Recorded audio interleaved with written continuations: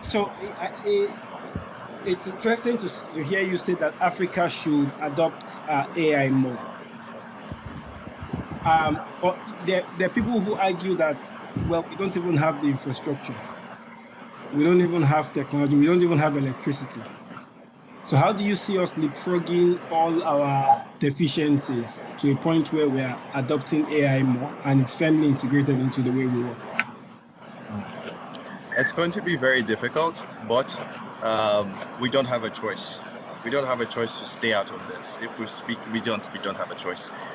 With artificial intelligence, machine learning, these technologies, these products that are built are quite personalized.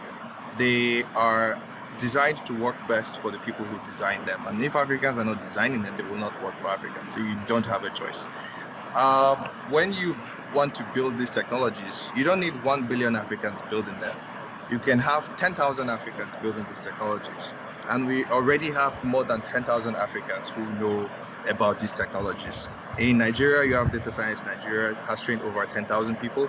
In South Africa, you have the deep learning in Dawa after Wits, University of Wits, and then Pretoria, Professor Dorothy, who's at University of Pretoria. He's one of the leading professors in AI across the continent. We have these 10,000 people. The people with resources just need to provide these 10,000 people with the fast computers they need, with the electricity and connectivity they need, so they can build solutions that work for Africans. So it is possible. Let's build African solutions from here. I will just touch on three other quick things before my time runs out, right? One of the first one is GPT-3. This is like the latest, newest thing in artificial intelligence in the whole world. Microsoft, Google, the biggest companies are just going hard at this. We announced it a few months ago in partnership with Microsoft and OpenAI. What it does is it's now giving computers a better ability to understand language, right? Spoken language. How that's going to transform the world. We're going to move from needing to touch your screen, type in your keyboard, to where you can now speak to a computer, you can speak to your phone, you can speak to your car. That's going to transform the kind of products that are produced. And we need Africans building those for African languages. That's one. Number two is internships, importance of internships. Our students need to be interning with the companies, so that way we are sure that they're learning the right thing, right? My great mentor, one of my mentors, Aubrey Kubri, runs a big podcast. And on that podcast, I heard about Femi for the first time. I think he presented about Kiesto, his new platform. And one of the things they do is they connect they've come up with a revolutionary way to connect thousands of students with internships.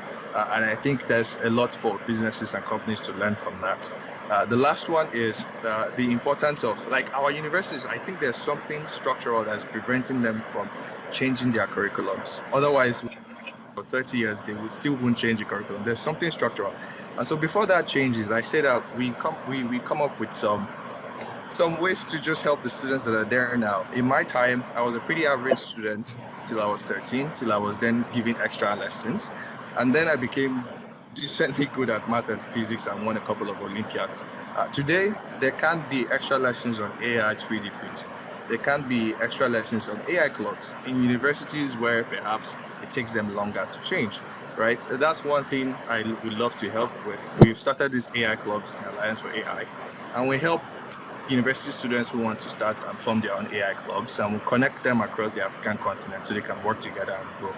So that's, I think I'll pause my message there. Thank you very much. Rudolph, I'll go to you. So you're already in the mix. You have 300,000, a community of 300,000 people. What proportion of these are Africans? What kind of skills are they learning? And how are they translating those skills into livelihood? Because I know your projects are open source, which means they're doing it voluntarily. But of course, they're building skills that are useful for work. Is there any support for them to make that transition? So if someone learns a skill, is there support for them to be able to turn that into a way of earning income? Yeah, thank you so much, Femi. And I really like, the things that Prof and Dorothy and Alex have mentioned about skills development and creating a system to help drive growth within Africa. As you mentioned, we have a lot of volunteers who contribute to Wikipedia and other open source projects every day. I don't have the exact number of Wikipedians or community volunteers that are coming out of Africa, but I know that we have about 23 communities and groups with thousands of individuals from Africa that are contributing to Wikimedia projects. One of our researchers indicated that less than 1% of contributions is coming from Africa to Wikipedia, which is, it's really interesting to, think about when you look at Africa as, a really young population growing, more than 1 billion people in there. So you're really wondering, how do we get these individuals to contribute to Wikipedia and other, open source projects? And as Dorothy and Alex were talking, I was saying that, why don't you just join the Wikimedia community? You get to learn how to edit, you get to learn to research, you get to learn how to use tooling on Wikipedia, and so many other things that our team, our amazing team all over the world are doing just to really make sure that Wikipedia and the projects are safe and conducive and helping individuals build the necessary.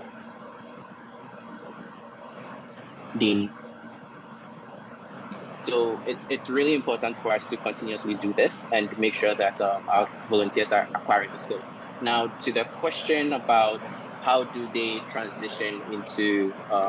Can I ask that you answer that in 30 seconds? Because I'm very conscious we're exactly 40 minutes mark, and they told me not to over time. So if you if you could end that, and let's use that as your wrap-up. Okay, yes. So in terms of transitioning into earned income, I believe that it's also about getting the people with the right mindset and coaching them enough. And that's something that the foundation does on an ongoing basis to really try and empower individuals to pursue jobs. And it's out of these passions that they're used to drive into like different projects, setting up their own organizations and joining organizations in themselves. We've seen that happen in the community for a long time. And so, just as a wrap up, it really is important for countries and organizations who are in that position to do so, to invest in the youth and help them build their requisite skills.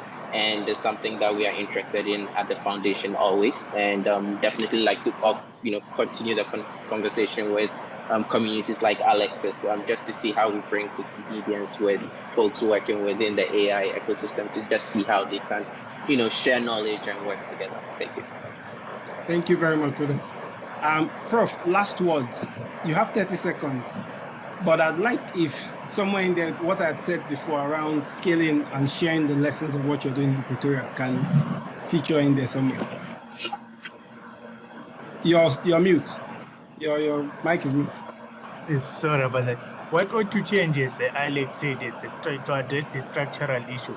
And addressing the structural issues requires that universities work together, not just with government, but with the private sector and business, especially the new industries and that are employing people, and also to work with people like Alex and Rudolph, because that will bring in an impetus for change that connects with younger people, the students, and to younger academics who see the necessity for change.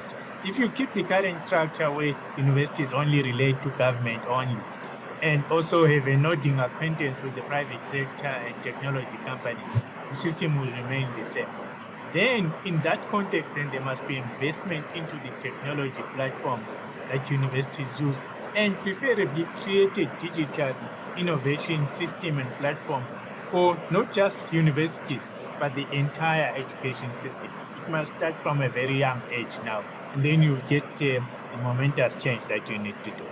So I think that the future is bright. We must embrace it, and without embracing it, Africa will remain with these development challenges.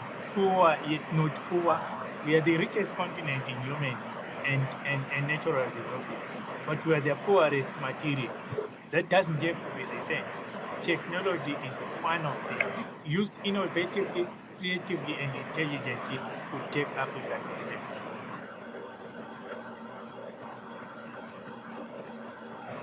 Yeah, thank you very much, Prof. Really appreciate it. Dorothy, last words, 30 seconds.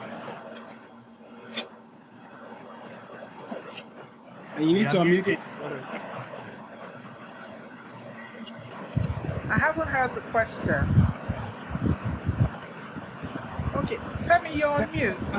30 seconds, your last words. I'm sorry, Femi, I didn't hear the question because Just said, mute. Can you hear me now? Yes. I just said, can your last words, 30 seconds. Okay, so basically just to, first of all, finish the thoughts I had earlier on, aside from the two points I mentioned before, internships, work readiness programs for people who are just getting into the workspace is extremely important. So here's what I'm going to say. The government and the private sector needs to be aligned when it comes to developing the future of work for Africa. There needs to be investment in infrastructure, particularly electricity, because that's the basic foundation that you require. And then, of course, whatever jobs and there are quite some jobs that will be gained and some lost as we progress in the future of work. But it is going to be underpinned by knowledge of technology, artificial intelligence being extremely important. The way that we source for talent is changing because there is more. I mean, artificial intelligence is taking that one now. I have 30 seconds, so let me not overshoot it and get a reputation. But basically, there needs to be the private sector and the government needs to work together to basically help develop what is necessary for Africa to move forward in terms of the future of work. Thank you very much, Dorothy. Alex, last words. Yes, thank you very much, Femi. Incredible conversation. I've learned so much. I think my colleagues have mentioned solutions that the government and the big guys can do. So maybe I'll talk about folks who are listening to this, individual people. What can you do for yourself? What can you do for your kids? Please find groups of people who are having this kind of discussions. Future of work, artificial intelligence, 3D printing, blockchain. Find a group, join the conversation. Something good will come out of it. If there's no group for you, reach out to me. Let's form a club where you live, wherever you are in the African continent, and start having the conversation. And for startups, it's exciting to see all the work you guys are doing. Keep doing that. Keep trying to figure out how new technologies can help you be competitive. And we're proud to see where you guys are going. Especially those coming out of the hubs on the continent, from iHub to CcHub and the others. So I believe in the future of Africa. Let's keep building it together. Thank you all very much.